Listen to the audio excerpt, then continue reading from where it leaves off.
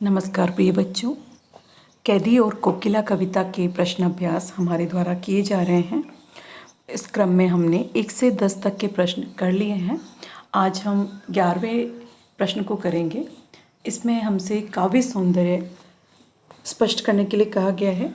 बेटा, जैसा कि आपको पता है, काव्य सौंदर्य के अंतर्गत भाव सौंदर्य और शिल्प सौंदर्य दोनों ही आते हैं, तो हमें उसी प्रकार से इसका उत्तर देना है। तो देखिए, क है किस दावानल की ज्वालाएं हैं दिखी। देखिए, किस दावानल की ज्वालाएं हैं दिखी, इसका हमें काव्य सौंदर्य स्पष्ट करना है। तो हम इसमें भाव सौंदर्य में लिखेंगे कि स्वतंत्रता संग्राम की आग दावानल की तरह सारे देश में फैल चुकी थी। कवि को लगता है कोयल भी क्रांति की आग देख करके आई है। शिल्प सौंदर्य में आप लिख सकते हैं कि दावानल की ज्वालाएं में रूपक अलंकार है, और वैसे दावानल को स्वतंत्रता हेतु क्रांति का प्रतीक बताया गया है। इसमें मानवीकरण और प्रश्न शैली भी हम देख रहे हैं। तत्सम प्रधान शब्दावली है, तो इस प्रकार हम इसका उत्तर देंगे। ख है तेरे गीत कहावे वह रोना भी है मुझे गुनाह, देख विषमता तेरी मेरी बजा रही तिस पर रणभेरी। तो भाव सौंदर्य में तो हम कह सकते हैं कि कोयल का जीवन स्वतंत्र एवं निर्बाध है, जबकि कवि का जीवन यातनापूर्ण है। कोयल अपने मधुर गीतों से सभी को प्रिय लगती है, जबकि कवि का तो रोना भी क्या है, अपराध है। कोयल की कूक हमें अति प्रेरणादायी है।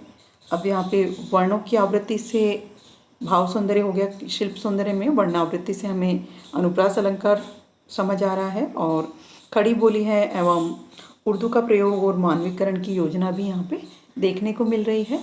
तो इस प्रकार हम इसका उत्तर देंगे। फिर देखिए, रचना और अभिव्यक्ति का प्रश्न है 12वें नंबर पे। इसमें है कवि जेल के आसपास अन्य पक्षियों का चहकना भी सुनता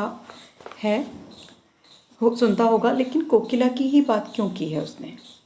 तो ये हमें स्वयं सोच करके लिखना है। तो यह है कि निश्चित रूप से कवि पक्षियों का चहकना सुनता होगा, और लेकिन कोयल का मधुर स्वर उसे प्रभावित कर गया होगा, क्योंकि कोयल की आवाज़ जो है आपको पता है कितनी सुमधुर होती है, तो वो दिल को छू गई होगी। फिर 13वां प्रश्न है कि आपके विचार में स्वतंत्रता सेनानियों और अपराधियों के साथ एक सा व्यवहार क्यों किया जाता होगा।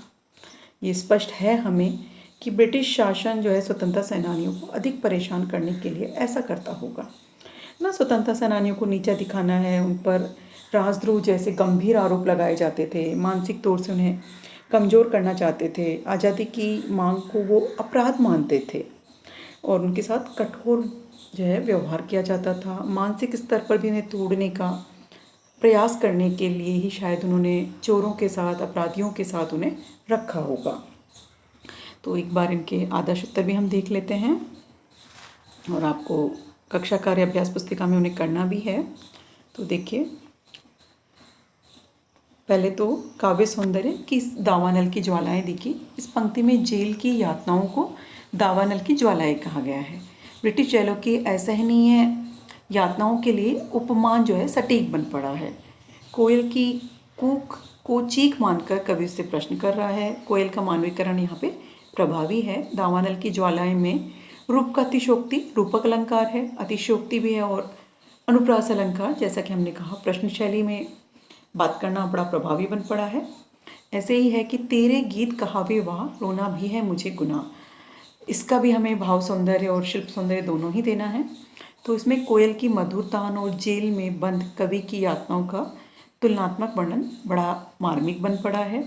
कोयल सब जगह प्रशंसा पाती है, जबकि कवि के लिए रोना भी संभव नहीं है। तो कोयल का यहाँ पे मानवीकरण सुंदर बन पड़ा है। कवि को प्रतीत होता है कि कोयल रणभेरी बजाने वाली है।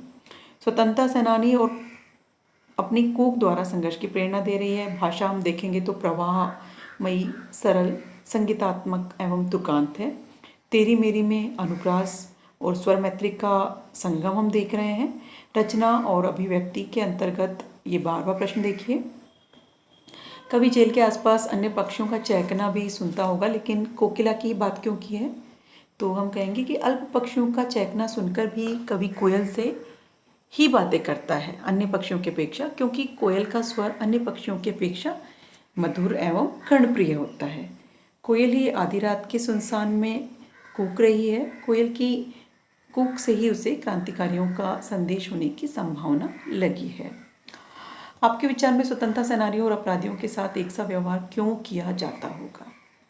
तो ब्रिटिश सरकार भारत की स्वतंत्रता के विरोध में थी, ये हम सभी जानते हैं। वह क्रांतिकारियों को दबाना चाहती थी, इसलिए उन्हें शारीरिक और मानसिक रूप से पीड़ित करती थी।